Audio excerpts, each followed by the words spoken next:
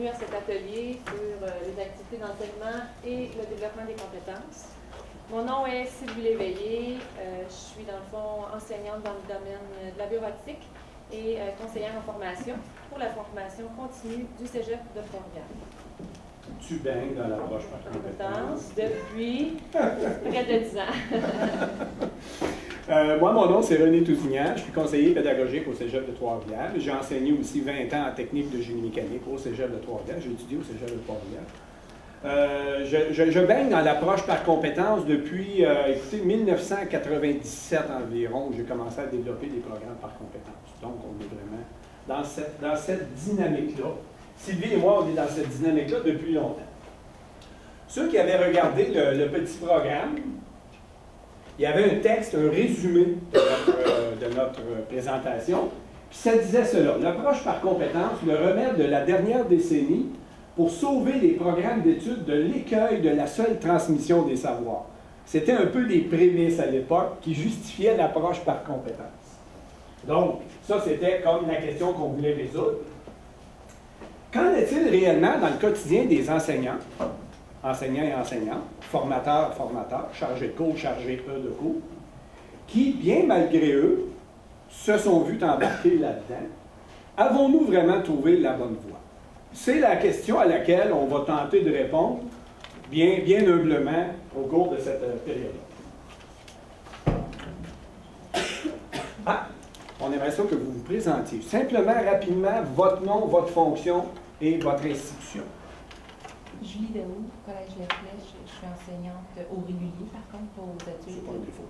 Non, je sais, si vous saviez. C'est ça, je suis en technique de tourisme. OK. Valérie Trottier, je suis enseignante au Cégep de Trois-Rivières au régulier en technique de diététique. Puis j'enseigne ici aussi au Collège La Flèche à la formation continue en gestion d'établissement de restauration. C'est bien. Hélène de Bigarré, je suis conseillère à la formation continue pour le programme d'éducation spécialisée et je suis également chargée de cours en TES. Marie-Josée Saint-Pierre, je suis chargée de cours ici au Collège de la Flèche en éducation spécialisée et je suis aussi à l'UQTR. Kim Burton, je suis chargée de cours dans l'AEC en graphisme numérique Cégep de Trois-Rivières, formation continue, et je fais la gestion des cours à la carte dans le domaine des communications et du graphisme. Marie Ouellé, formateur au département de graphisme, principe de communication des arts. Jessica Lesage, chargée de cours à l'AEC en langage ici au Collège La Flèche. Stéphanie Bourneval, chargée de cours en administration au Collège Shawinigan. Franck Dorène, chargé de cours au niveau de toute la suite Office au Cégep et au Collège La Flèche. Nathalie Turgeon, moi je suis à la formation continue avec Sylvie. Je suis conseillère en formation et formateur en entreprise et je m'occupe des cours à la carte aussi le soir. Denis Fillon, Cégep de Trois-Rivières, formateur en bureautique, le principe bureautique.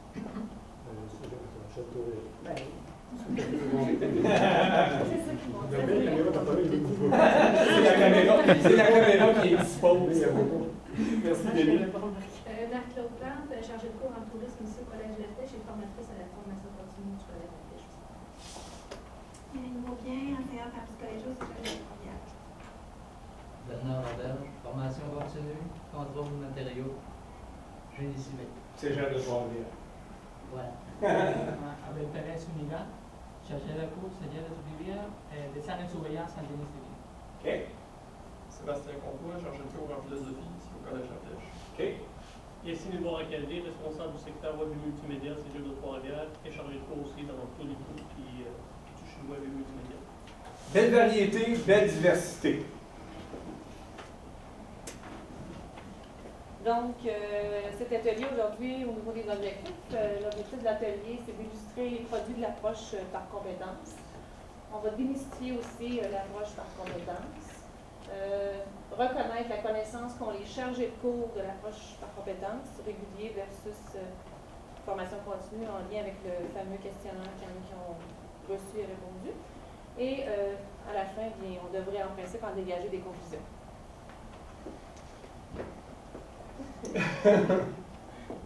Roméo? Oui, Juliette. L'approche par compétence? Oui, Juliette. Est-ce le bon remède? Juliette. Pourquoi cette question? Pourquoi? Parle, Juliette, que diable, parle! Qu'en reste-t-il, mon Roméo? Avons-nous fait le bon choix? Juliette, tu me fends le cœur, ma Juliette. Pourquoi tant de doutes? OK. Bon, on vient. Ça va, mon René? Dans le fond, on va se poser la question, après tout ce temps et toute cette énergie qui a été dépensée pour appliquer l'approche par compétence, qu'est-ce qui reste? La question est vraiment pertinente. Depuis, elle s'adresse à nous tous, les gens de la formation continue. Qu'en est-il réellement au quotidien des enseignants et des enseignantes qui, bien, que je l'ai dit tout à l'heure, qui bien malgré eux, ont été embarqués dans cette galère? Avons-nous trouvé la bonne voie? Oui, je pense que oui. Je pense que plusieurs bonnes choses ont émergé dans le fond de l'approche par compétence. Si je vais avec l'exemple du re-questionnement sur les stratégies d'enseignement, une revisite aussi des pratiques d'évaluation.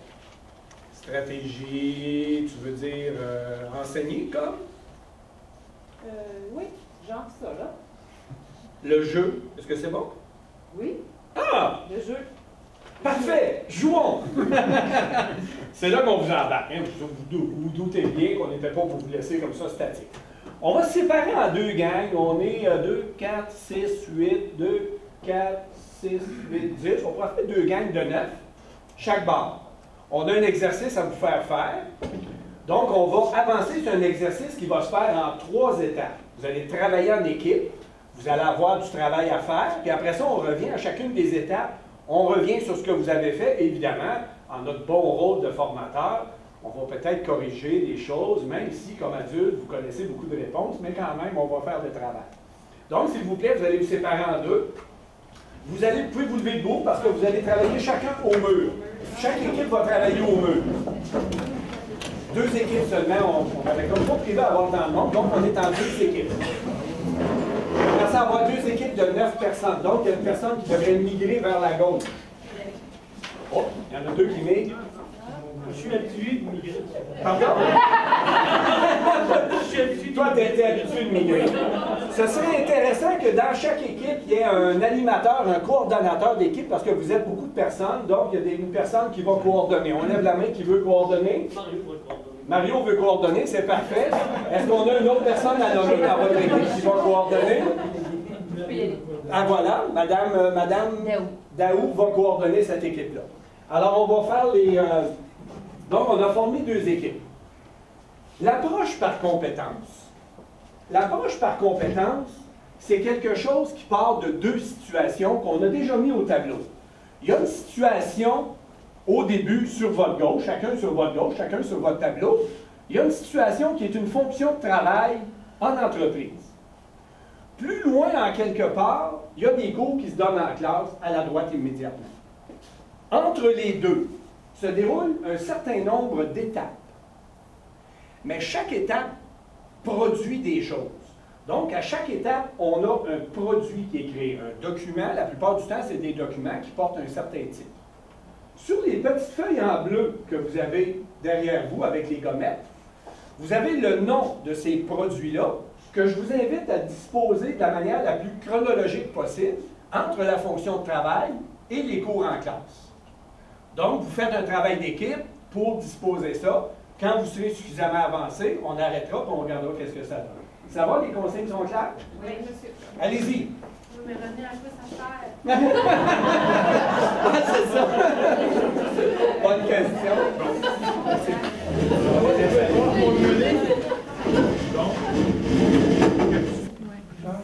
Compétences, stratégie, gestion de classe. Vous pouvez commencer à les examiner tout de suite. Matrice. Non, je ne sais pas où c'est. OK, puis moi, ça me dit rien de toute façon. Le Programme officiel, dans le cours. OK. Gestion de classe, est-ce qu'on peut déjà présumer qu'il est juste avant? C'est le premier. Oui, bien juste avant celui de... Ben, le premier ou le dernier. Là, Bon, ben. dans la caméra. C'est ça, dans la caméra. Donc, les autres en arrière, ils participent pas beaucoup.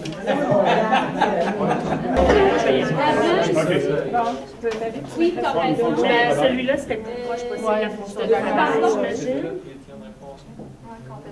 Programme officiel de pas être. Ah, ben moi, compétence Parce que- officielle, Pas être loin de ça. j'ai la compétence. Dans le fond, j'ai évalué. La grille de compétences, Ah, c'est des la cours de compétence. gouvernement social, de ça, il y a des cours de plan de cadre et des cours, de tout ça, il y a des cours de plan de cours. Ben, je sais pas, c'est La grille de Voilà, c'est bon comme nom, ça. Programme Un officiel. produit en route d'une étape, ça, c'est bon. Plan de cours. stratégie, compétence serait. Non, la grille de compétences doit être avant. C'est la première.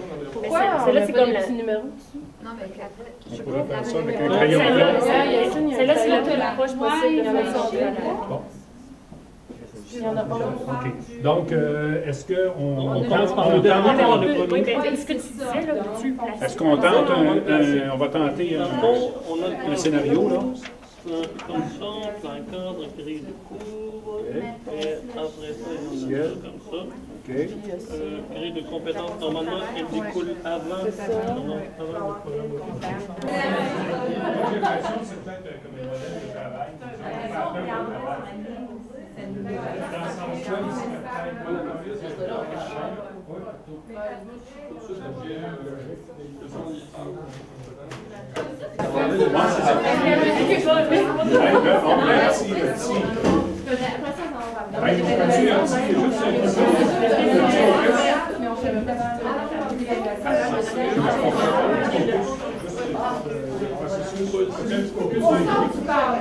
Je comprends mieux le sens de l'action de secondes qu'à la fin, il y en a qui ne sont pas nécessairement du même linéaire, qui peuvent former comme un genre de fleur.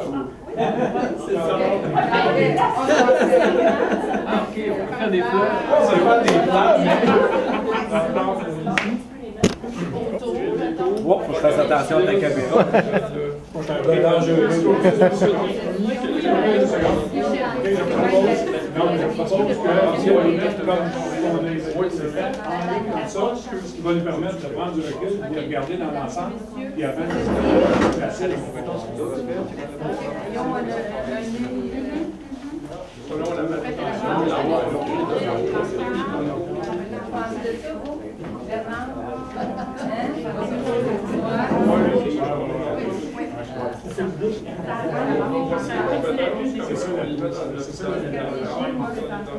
Bon, on va regarder ça avec du recul. On réfléchit avant de. On se donne 2 minutes avant de déplacer quelque chose. On attend tout le monde. Puis, ça, ici, on les investira. Alors, Parce qu'il faut faire les compétences avant les cours. Oui, hein? C'est bon? On fait la vague. Oui,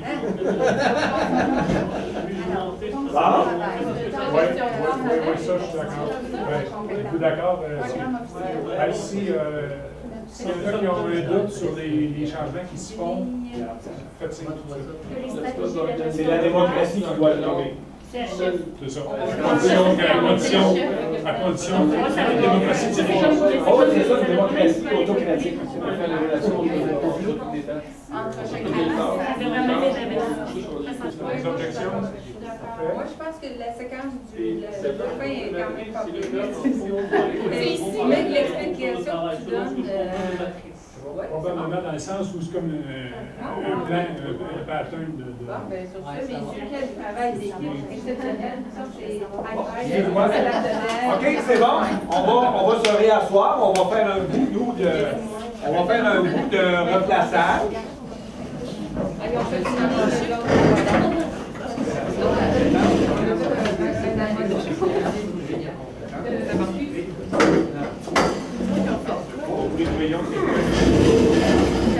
Écoutez, l'équipe de l'Est. Je regarde d'abord.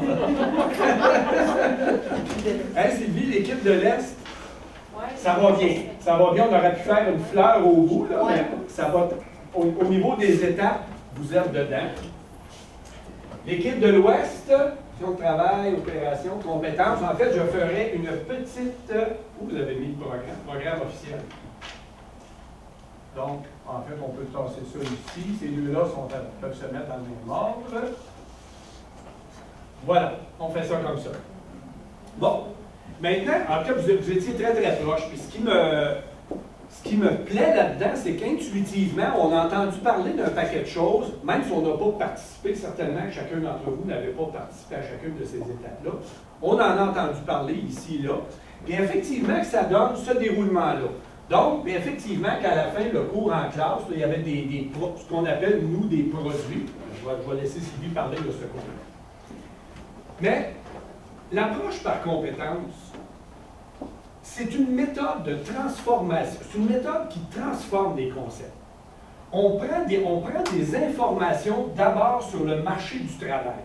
On va s'informer, parce que la plupart d'entre nous, on est en formation technique où on collabore, je m'adresse aux professeurs de philo, on collabore dans des programmes techniques. Puis dans des programmes techniques, on utilise facilement l'approche par compétence. Puis l'approche par compétence, on doit commencer par s'inquiéter ou se questionner sur ce qui se passe au milieu du travail. Donc, il y a vraiment une première étape où on va la fonction de travail.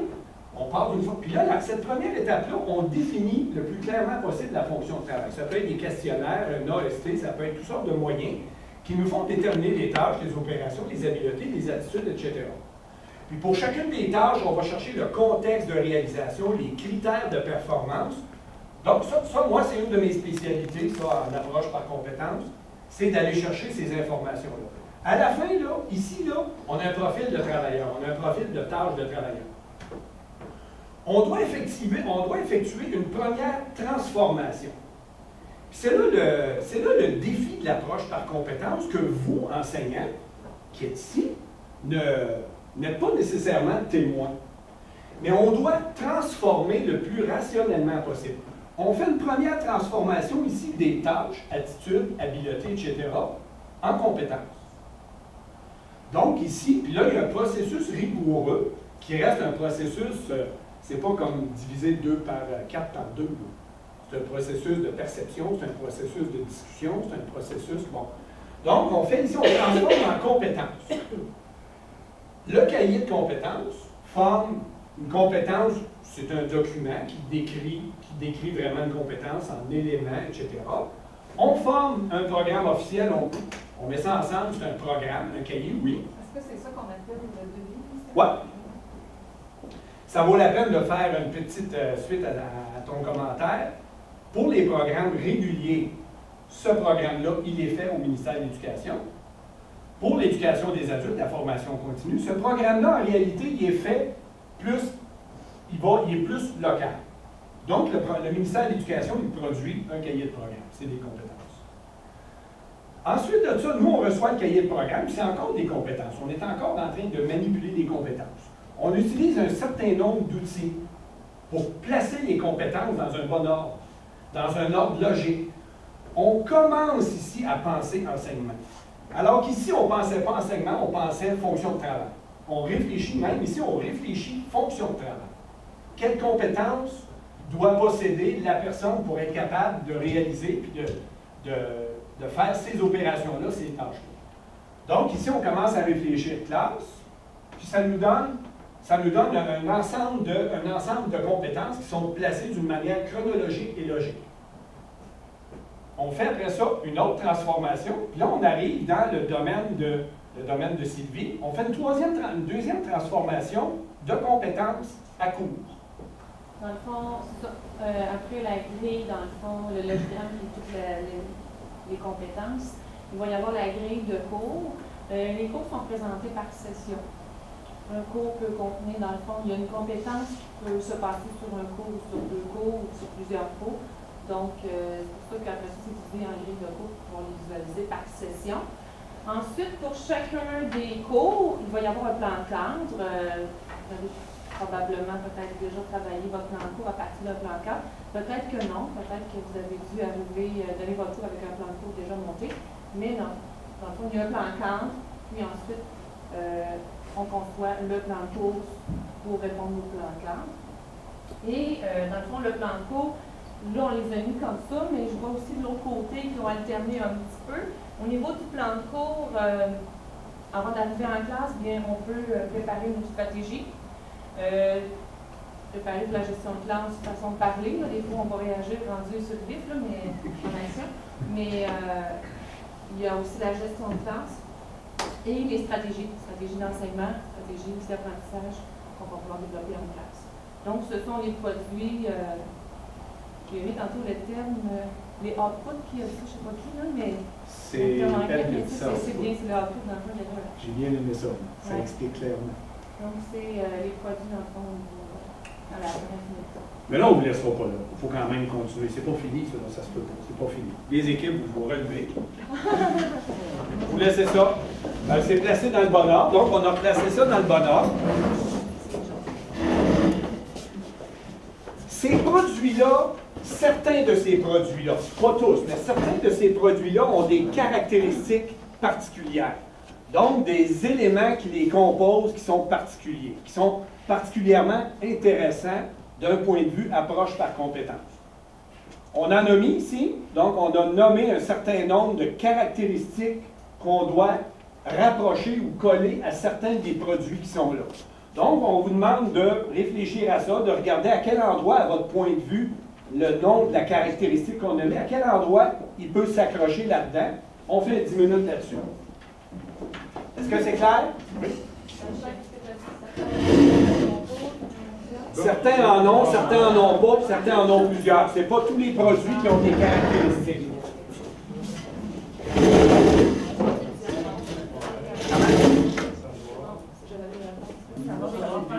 L'objectif est standard. Les objectifs standards sont dans le cadre, dans le plan de cours, ça serait objectif de point de vue. Là, on a objectifs et standards. Ça, c'est dans le grille de compétences. Les objectifs, ça pourrait aller dans le plan cadre normalement. Objectif de plan cadre, j'en ai un seul parcours, mais oui, c'est ça. Mais oui. Le au-dessus des deux plans. Ça a produit Évaluation qui suit. S'il y a des différences de fond, aussi, ça va là. OK. Stratégie. Gestion. Ben, mobilisation, gestion de classe. Parfait. Objectifs et standards, est-ce que vous êtes d'accord que ce sont dans le plan encore? Comment ça soit plan Donc, c'est avec les compétences. Moi, j'ai envie c'est ça qu'on veut développer chez les gens. Ça dépend comment on Oui, c'est ça. Puis on doit l'évaluer. Moi, c'est partout. Moi, j'aurais envie de les mettre partout en haut. Ils sont partout. On devrait le retrouver tout le temps. On les trouve au début et à la fin, parce que dans les cours, on décrit qu'on va avoir du savoir-faire et du savoir-être. Mais à la fin aussi, c'est ça, je suis d'accord. J'ai envie de les mettre partout. Moi, je suis à l'aise avec ça. Le nombre de cohérence, c'est dans la rédaction du programme, parce qu'il faut que ça soit pertinent et cohérent par rapport à la fonction du travail. Je vais juste, si vous permettez, tout le monde, dans le fond, ça c'est ici lors de la transformation. On évalue la pertinence. Cohérence et pertinence. Donc, lors de la transformation. C'est plus ici, là? Oui. Tout à l'heure, on a parlé de ici, donc il y a la transformation de tâches en compétences. Donc là, il faut évaluer si elles sont pertinentes et cohérentes. Puis il faut aussi, puis la suite, ça, il faut s'assurer que c'est pertinent et cohérent dans ce qu'on fait comme. On devrait le mettre plus dans la grille de compétences. Que les compétences sont pertinentes avec les objectifs. Oui. On l'a déchiré bien. Et voilà.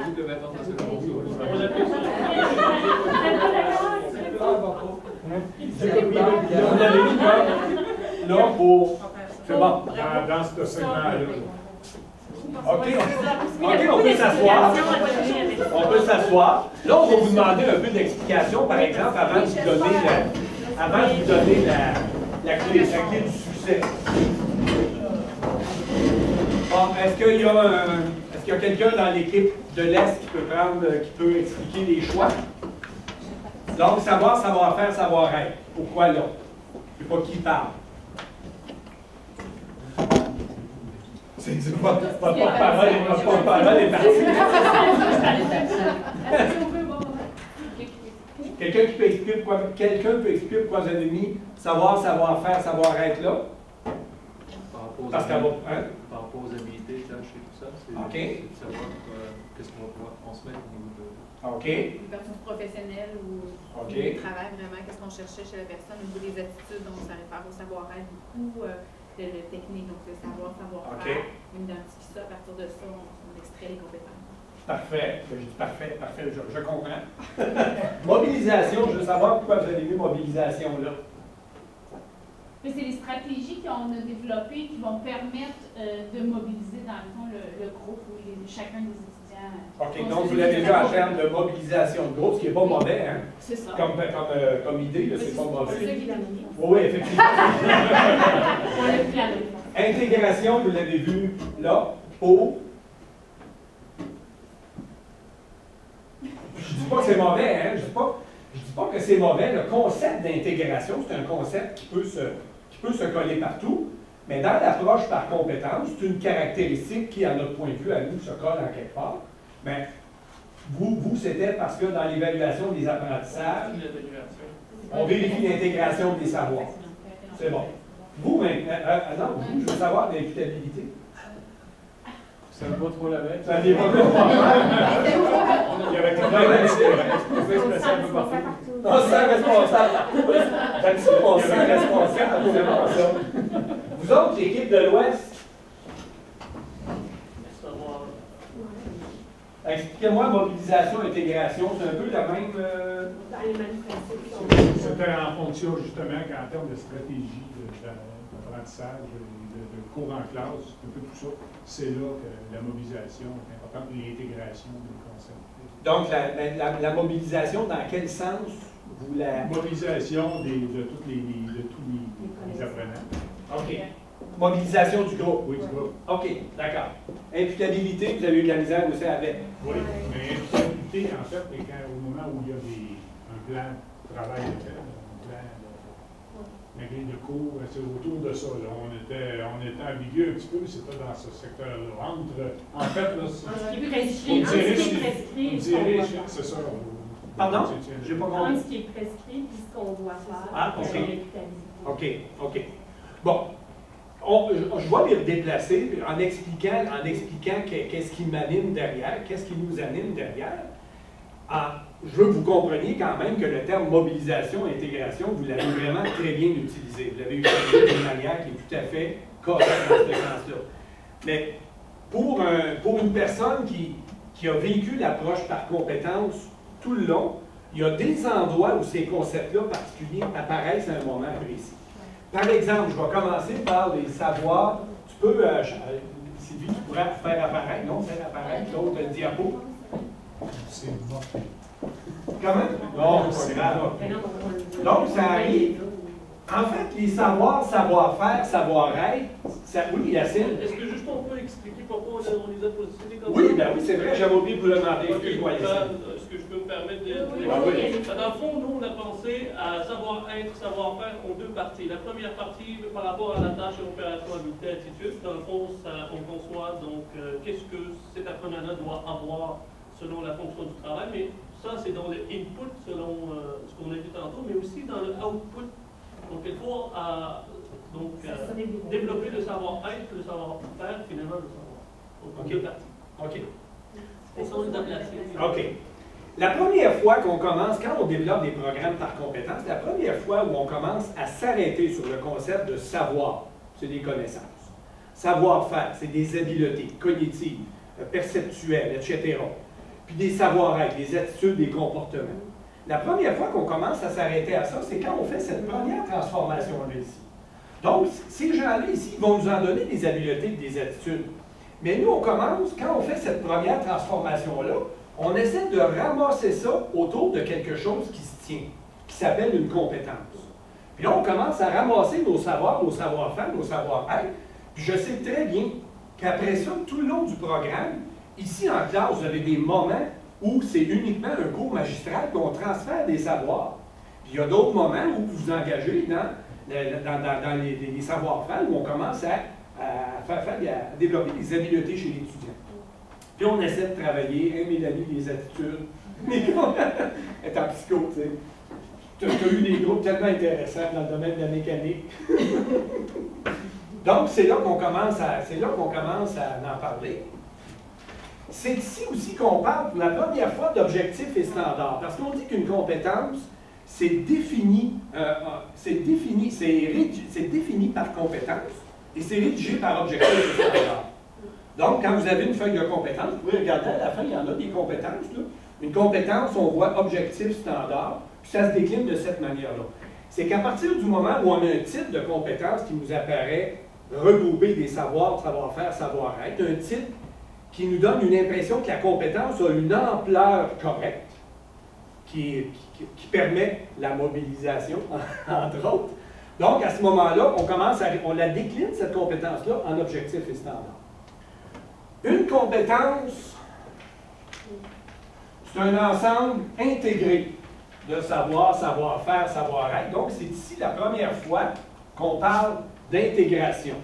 C'est un ensemble intégré de savoir, savoir-faire, savoir-être qui permettent à terme à une personne de mobiliser ses connaissances, ses habiletés pour exercer une fonction de travail dans une famille de situations qui se ressemblent. J'ai bien appris ma leçon. on est dans cette plage-là. Mais c'est effectivement après une première transformation des événements. Le programme officiel, il doit être pertinent. Pertinent, ça veut dire que l'ensemble de ce contenu-là satisfait ce qu'on a trouvé ici, avec pertinence.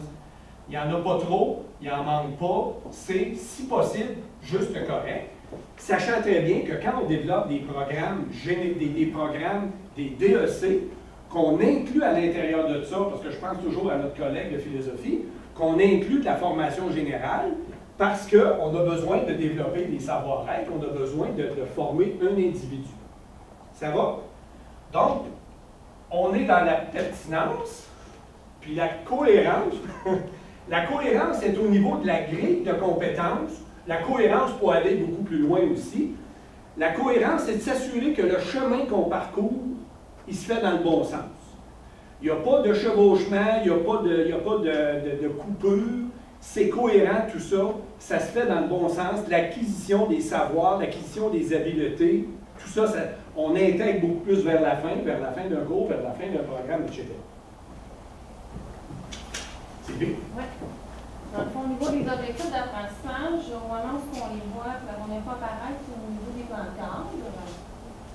Dans les plans de cadre, pour chacun des cours, dans le fond, le plan de cadre présente les objectifs d'apprentissage.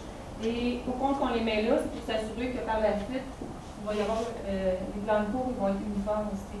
Que ça soit fait par un autre prof, puis l'objectif d'apprentissage vont toujours être les mêmes, peu importe qui va avoir le plan. On est le chiffre, non, mais en réalité, je pense que je suis un des rares dans l'ensemble des endroits où j'ai été, j'en suis un des rares qui utilise ce terme-là. C'est pas pour être coercitif, c'est pas dans un but coercitif. Mais on a mis en place une méthode de travail qui vise à transformer de manière le plus rigoureuse possible un concept de départ, en passant par les compétences, en passant par la grille de cours, des plans cadres de cours, vous en avez tous vu, des plans cadres de cours, ça définit, ça encadre. On arrive au plan de cours, puis là, on arrive dans le cours en classe où vous fermez votre porte. Vous êtes imputable. Je pense que vous êtes imputable. Vous avez un certain degré d'imputabilité vis-à-vis votre département, vis-à-vis votre programme d'études, vis-à-vis vos élèves, vis-à-vis, finalement, les gens, que ce soit l'université ou le marché de travail, les gens qui engagent vos élèves, vers qui vos élèves s'en vont après, vous avez un degré d'imputabilité que je connais les enseignants, j'ai été enseignant moi-même, on est très imprégné de ça. Mais le plan cadre de cours, qui est un document très important, parce qu'il reprend beaucoup d'éléments et il fait un encadrement le plus serré possible. Donc l'imputabilité, l'autre barre, qui ont découpé la petite feuille, là, je trouvais ça très, très bon. Mais elle est comme dans ce sens-là, l'imputabilité, elle regarde par là, alors que quand on développe le programme, on s'en va par là. Mais moi, quand je suis prof en classe, je suis imputable de tout ça. C'est de cette manière-là. Donc, elle était bonne, là, genre comme ça. Ça marche? c'est pas fini. Il reste une étape. Vous allez vous replacer en équipe encore une fois.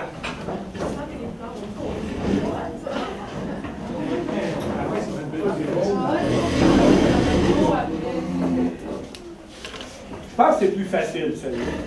Tu t'en penses? Tu l'expliques, Sylvie? Pas de problème. Dans le fond, ce qu'on vous distribue, c'est des étiquettes avec des moyens.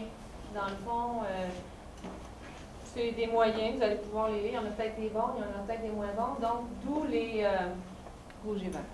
Oui. On n'a pas voulu choisir rouge et vert pour ne pas créer d'émotion. Le rouge et le vert. Donc, quand c'est un bon moyen, vous collez l'étiquette sur un vert. Et à ce moment-là, c'est de le coller, de l'associer à un produit que vous avez sur les feuilles, dans le fond, au niveau des feuilles bleues.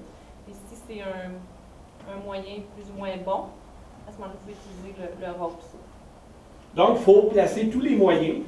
On a ça, il y en a, je ne sais pas, 2, 4, 6, 8, 10, 12, 13, 15. Il faut les placer. Vous comprenez bien que ces ne se placeront pas partout, un peu comme les caractéristiques. Mais voilà. C'est bon? Allez-y.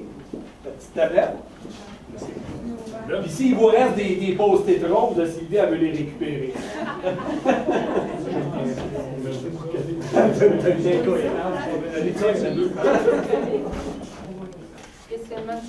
Ah, ben, situation complexe, on le mettrait ici, mais mise en situation, on le mettrait pas.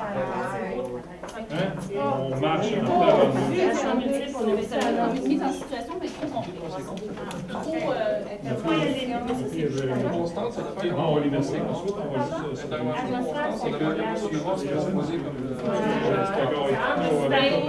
Ça peut donner un feedback continuel, comme ça peut être... C'est ça, moitié-moitié. Intervention constante, des fois dans une tâche. Style autographique, non.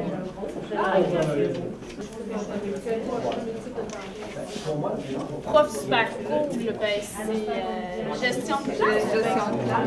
Gestion? Ouais, d'accord. Oui, c'est ça. Ça dépend du moment de la session.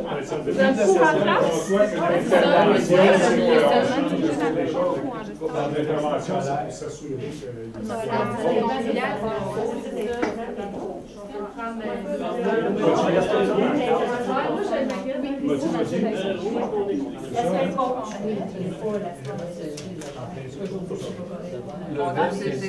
C'est quasiment un temps record. C'est favorable. Il y a pas encore une intervention constante, mais sur des favorables.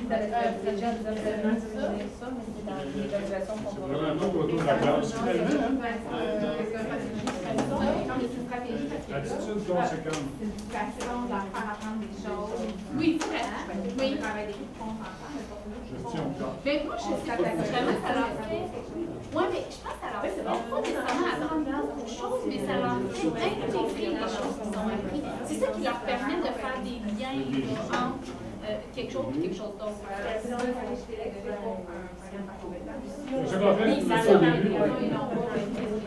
Exact. Oui, ça, oui. Les évaluations, c'est parce que les évaluations.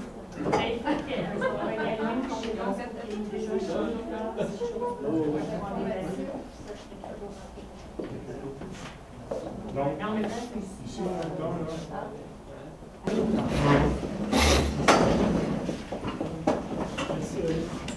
Merci. Il part avec des post-it. On a quelques collègues quand même dans la classe, on nous permet d'être plus Denis. Dans le fond, au niveau des moyens, ça, je suis allée avec, on était un peu avec notre vision, mais si vous avez d'autres façons de voir aussi, on peut s'en discuter un petit peu. Si je commence, dans le fond, au niveau des stratégies, j'ai les réponses à l'avant, mais je vais comparer les deux équipes en même temps. Au niveau des stratégies, ce qu'on avait sorti, je vais commencer avec les lumières rouges. Dans le fond, c'est en principe qu'on devrait éviter. Donc, au fond, c'est la lecture devant la classe. Je l'ai mis, mais j'ai déjà eu ça comme commentaire. Le prof arrive, il lit toujours son livre. Il ne fait que lire. Donc, c'est sûr que c'est un moyen vraiment à éviter. Ensuite, au niveau, fait que ici, on l'avait bien eu. De l'autre côté, j'imagine qu'on a la même chose. J'essaie de le trouver. Oui, là, dans la rangée de gauche, dans la colonne de gauche. Au niveau du cours magistral, deux grands. Deux morceaux de robot. C'est que vous l'avez mis cours magistral. Ici. Il est en jaune. Ah, OK, en rouge. Dans le fond, on est allé vraiment, je l'ai mis en jaune, donc, parce que, mon ami, c'est nécessaire quand même de donner ces notions, d'expliquer, de l'utiliser, mais il faut quand même doser avec les séquences d'apprentissage. Dans le fond, aller placer des séquences d'apprentissage, changer ses stratégies. Donc, c'est pour ça que c'est jaune. Il faut l'utiliser, mais il faut y aller avec modération.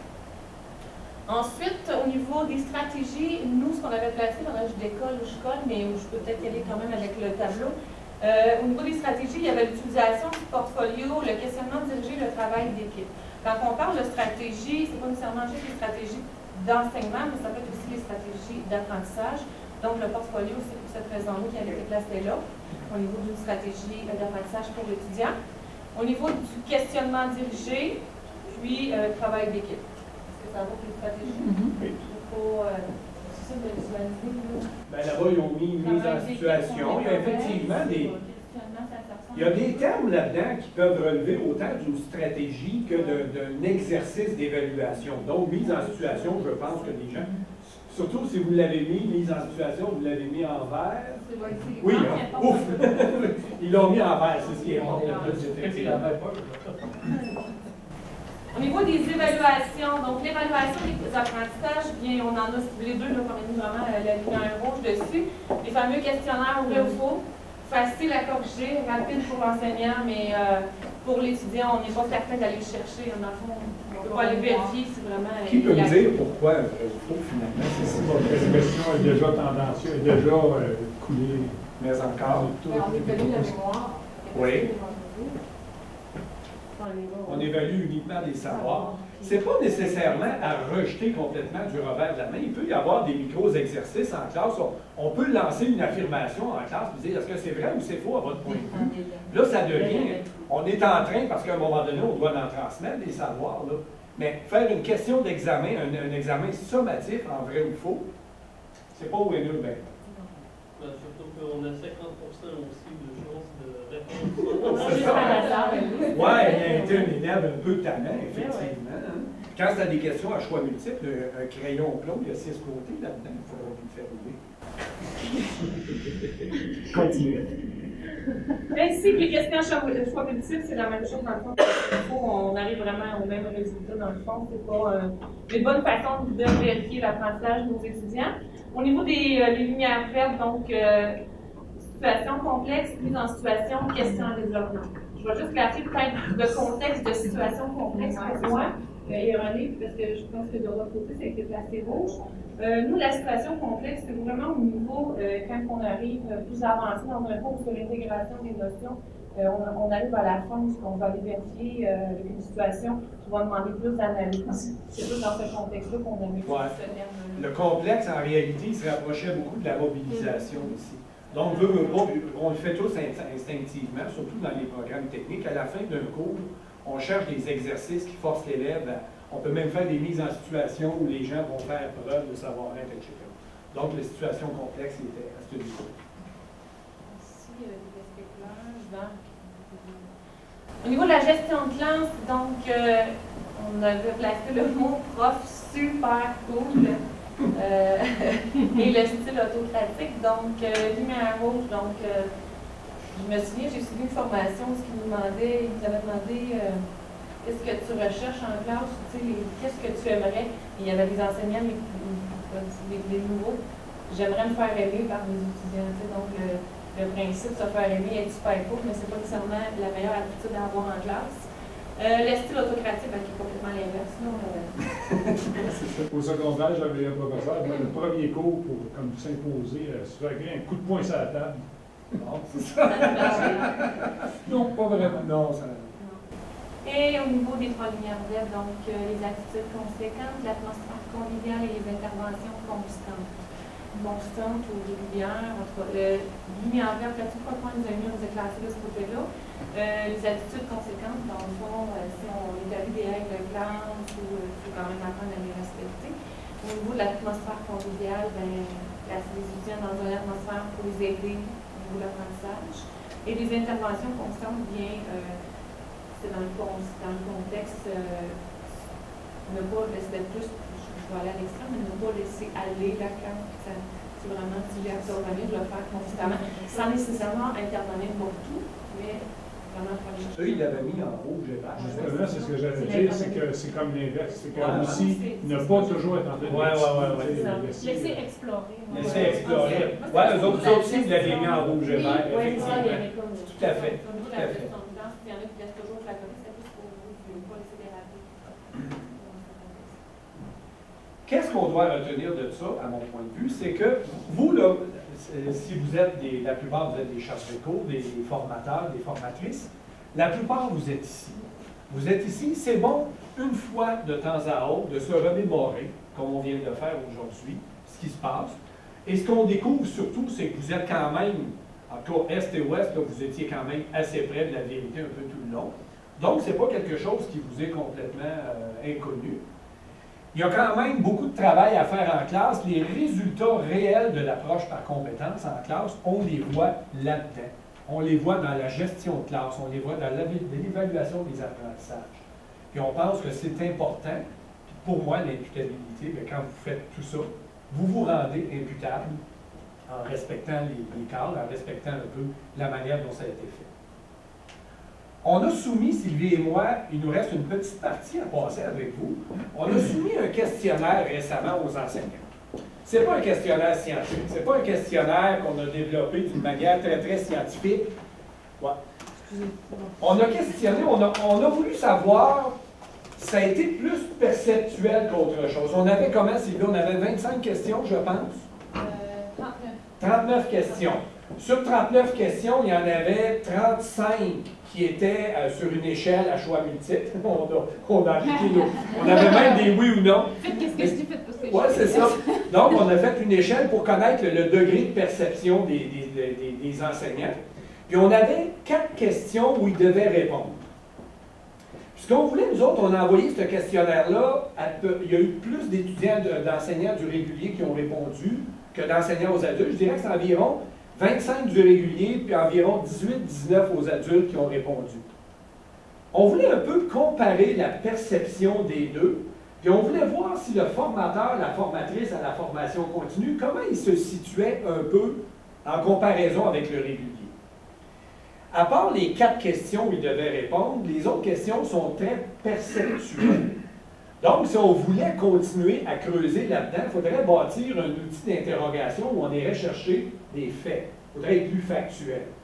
Quand même, à la base, les résultats nous ont montré, on va les parcourir rapidement tout à l'heure, mais les résultats nous ont montré que, j'ai le goût de dire étonnamment, mais je ne suis pas si étonné que ça, la perception est à peu près constante entre les enseignants du régulier et les formateurs de la formation continue. On leur demande, entre autres, même, on va passer rapidement les questions tout à l'heure, j'ai questionné, il y avait une question sur la pertinence. Avez-vous l'impression que votre cours est pertinent? Ça demeure perceptuel, mais quand même, les réponses se ressemblaient beaucoup. Mais on va y aller d'abord, on va passer chacune des 4 questions où ils devaient répondre, puis entre ces questions-là, on va voir un peu des tableaux qui vont nous montrer les autres questions. Je demandais aux gens, quelle est l'approche, donnez-moi une courte définition de ce qu'est l'approche par compétence. Vous pouvez imaginer que sur 30, comment je ne sais pas combien on a eu de participants, 40 participants ou 45, j'ai eu 45 réponses différentes. Mais je cherchais des mots, j'ai ciblé des mots. Puis il y a des mots qui sont sortis, comme quoi, donc formation continue régulier. Alors il y en a 0 qui m'ont parlé de méthode, 1 au régulier, 2 qui m'ont parlé d'une élaboration, 0 régulier, mais 4 qui ont parlé de compétences, 10 qui ont parlé de compétences, 1 qui a dit que cette approche-là a créé des liens. Marché du travail, donc il y en a un certain nombre qui ont ciblé le marché du travail. Des tâches, l'approche par compétence, il y a une notion de tâche en quelque part, au bout. Donc il y en a un certain nombre. Puis il y en a beaucoup qui m'ont parlé de situations nouvelles. En réalité, ils répondaient situation nouvelle à l'approche par compétence. Alors qu'en principe, une compétence, ça nous permet de mobiliser nos savoirs, savoir-faire, savoir-être, dans le but d'être capable d'affronter des situations nouvelles et complexes dans une famille de situations. Reste que les réponses, il y avait plusieurs éléments intéressants dans les réponses que j'ai données. Après ça, on va passer différents tableaux. La plupart des tableaux, là, d'ailleurs, il y aura des copies de la... Il y en a seulement 10, par exemple. On avait prévu 10. Il y a des copies de la présentation. Donc, à votre avis, la connaissance que vous avez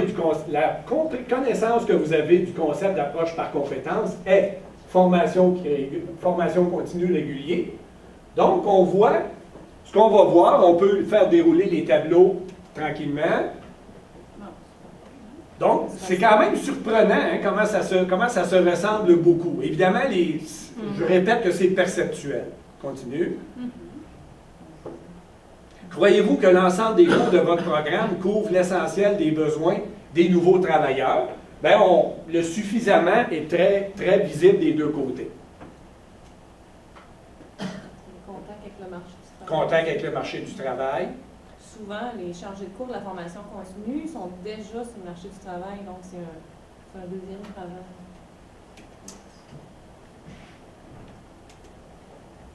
C'est là que je questionnais sur la pertinence, votre degré d'appréciation de la pertinence. Degré d'appréciation de la pertinence de votre programme d'études en lien avec le marché du travail. Formation continue ici, puis régulier. Donc, il y a quand même des perceptions intéressantes. On s'est rendu à la deuxième diapo de... Ouais. Avec le temps. Bon, on a demandé une courte définition de ce qu'était une compétence. On a retrouvé savoir, savoir-faire, savoir-être, mobiliser, peut-être un peu moins, famille de situations, il y en a eu beaucoup ici à la formation continue, fonction de travail, puis lié à une fonction de travail, puis capacité. Donc, il y en a beaucoup qui vont définir une compétence comme étant une capacité à faire quelque chose. On va rouler un peu plus dans les... Ouais, là, tu vas aller à l'autre... Les stratégies d'enseignement? OK, dans le fond, je vais me reculer parce que je vois pas ce que je fais. OK, au niveau des stratégies, les mots-clés, c'est toujours des mots-clés dans le fond qu'on a fait ressortir. Ça se ressemble beaucoup aussi au niveau de la formation continue puis du régulier. On parle de discussion en classe, donc il y en a des deux côtés qui ont ça l'a ressorti. Au niveau de démonstration, ça n'a pas ressorti au niveau de la formation continue, je ne sais pas qu'est-ce qui... Mais le cours magistral, il est là. Donc, il fait encore réparti, c'est normal. La recherche, la lecture, l'étude de cas, deux cas aussi c'est là, le quiz, les exercices dirigés, le travail en équipe, le questionnement, tempête d'idées, les visites, stimulateurs, les projets et le coaching. Donc, ce sont les mots qu'on ressort. La personne qui a répondu là au fond. Malgré qu'on est dans les stratégies, on est dans les stratégies, mais il y a personne qui nous a quand même présenté des stratégies qui seraient plus rouges un peu. Je vais juste le faire avancer.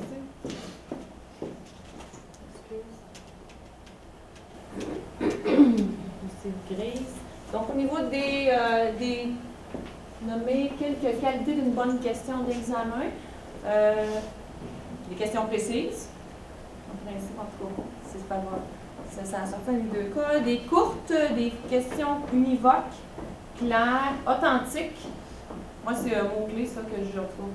Pour moi, l'approche par compétence, c'est au niveau de l'authenticité. C'est un mot-clé que j'utilise souvent, là, quand j'en parle avec d'autres. Donc, ça a ressorti au niveau de la formation continue. Ça n'a pas ressorti au niveau Pas beaucoup. Mais pertinente, facile à mesurer. Facile à mesurer. Sans négation et valide. Moi, je vous dirais que comme conseiller pédagogique, quand il y a des enseignants qui viennent me voir, je suis à la formation continue, qui ont certains problèmes avec leurs évaluations, quand on commence à regarder un peu la manière que c'est fait, on peut trouver toutes sortes de choses, mais la manière dont les questions sont formulées est souvent un gros facteur. Donc, le caractère univoque d'une question, entre autres, c'est souvent des gens qui posent plusieurs questions dans une seule question. Donc, ça cause souvent une série de problèmes particuliers. On va-tu à la dernière, les conclusions? Tout à fait. Puis on regardera. Qu'est-ce qu'on conclut de ça, nous? Bien, l'APC, c'est un processus, une méthode de développement que moi, je qualifie de rigoureuse pour y avoir participé partout. Je sais que d'un endroit à l'autre, c'est des humains qui travaillent là-dedans, donc ça peut donner toutes sortes de résultats. Mais quand on applique la méthode, quand on suit les principes qui ont été établis quand même depuis un certain temps là-dessus, ben moi, je pense que les documents qui apparaissent ici sont le fruit d'un travail quand même assez rigoureux. L'approche par compétence permet de s'assurer que les apprentissages des étudiants en classe sont liés à la fonction de travail de laquelle origine le programme. En technique, c'est clair, c'est facile, mais il y a peut-être des disciplines où c'est plus difficilement palpable tout ça. Les enseignants appliquent instinctivement, ça c'est ce qu'on a vu par notre questionnaire, c'est ce qu'on a vu c'est ce que je vois, ce que Sylvie et moi on voit quotidiennement en jasant avec nos enseignants, en observant ce qui se passe dans les classes. Donc, il y a une application qui m'apparaît relativement instinctive. Il y a beaucoup de choses là-dedans qui relèvent de l'instinct. N'importe qui est pédagogue, je pense que ça relève de l'instinct. Plusieurs éléments résultant de l'approche par compétence, même s'ils n'ont pas participé à la rédaction du programme. Il y a peu de différences notables entre les enseignants de la formation continue et les enseignants du régulier quant à la perception de tous les phénomènes qui sont là. Avez-vous des questions particulières, des questions générales, des commentaires, des... Est-ce qu'on a accès à ce document-là? Ce document-là, je l'ai envoyé à Christian Bouchard. J'ai l'impression qu'il va le distribuer. Super. rené.tousignan@cégeptr.qc.ca. Je vais vous l'envoyer. Ça va me faire plaisir de vous envoyer ça. Je vais donner to you, ça serait sur la communauté. Comment? Ça serait sur la communauté. OK. Je vais faire affaire avec Yacine qui vont placer ça sur la communauté. Ça va être sur la communauté. Je vous remercie beaucoup de votre participation. Merci. Ça a été agréable de travailler avec vous. Merci beaucoup.